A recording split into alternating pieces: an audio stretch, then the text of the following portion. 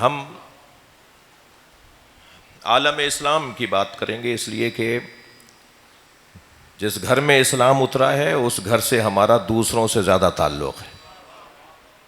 جس گھر میں قرآن اترا ہے ہمارا دوسروں سے زیادہ اس گھر سے زیادہ تعلق ہے. جس گھر میں فرشتہ اترتا ہے ہم اسی گھر کی اولاد ہیں. توجہ چاہوں گا آپ سے. جس گھر میں قرآن اترا ہے ہمارا اسی گھر سے تعلق ہے.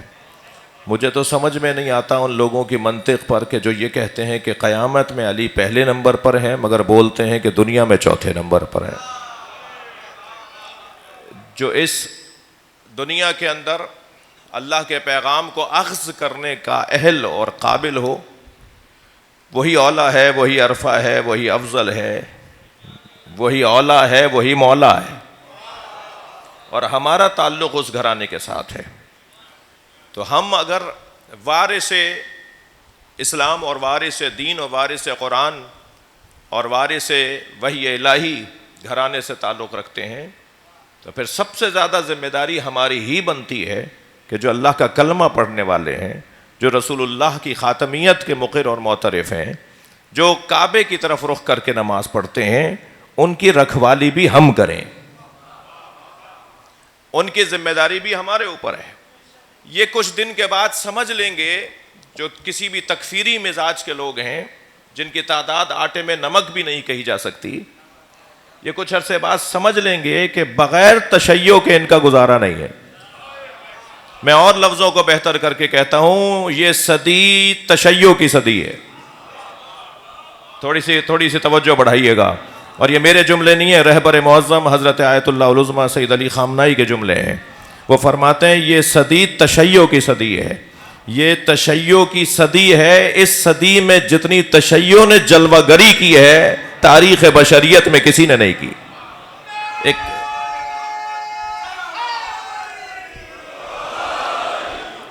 ایک اسلام کی واقعی تصویر اگر اس دور میں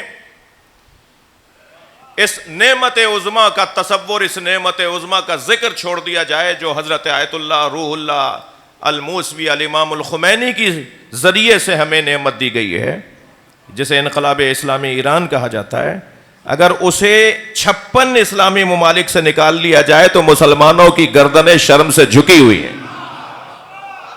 واحد مملکت ہے جو مسلمانوں کو سرفرازی عطا کر رہی ہے، اور اس مملکت کا تو دعویٰ ہی نہیں ہے کہ ہم ایرانی ہیں. ان کا تو دعویٰ ہے ہم اسلامی ہیں.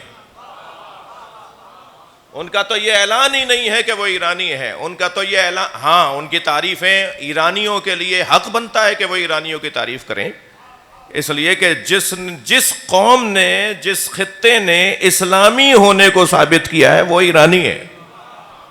لیکن ان کا یہ دعویٰ نہیں ہے کہ ہم ایرانی ہیں، وہ کہتے ہیں ہم اسلامی ہیں.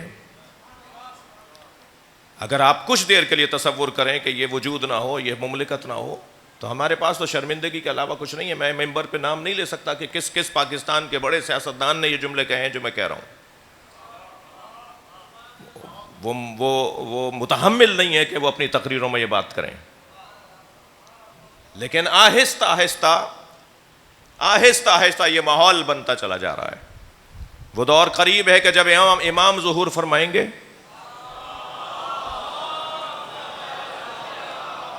اور سارے بارڈر ختم ہو جائیں گے، سارے پاسپورٹوں کا تصور ختم ہو جائے گا، ویزوں کا کوئی خیال ہی باقی نہیں رہے گا.